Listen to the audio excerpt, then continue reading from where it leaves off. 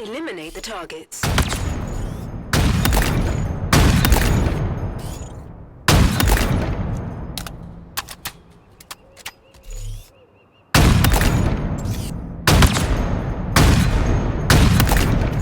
Seconds remaining.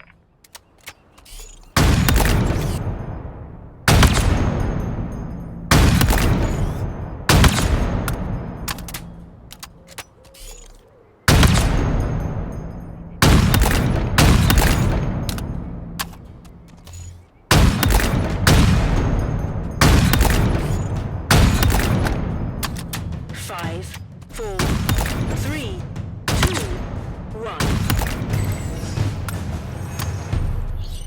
Now that's how it's done.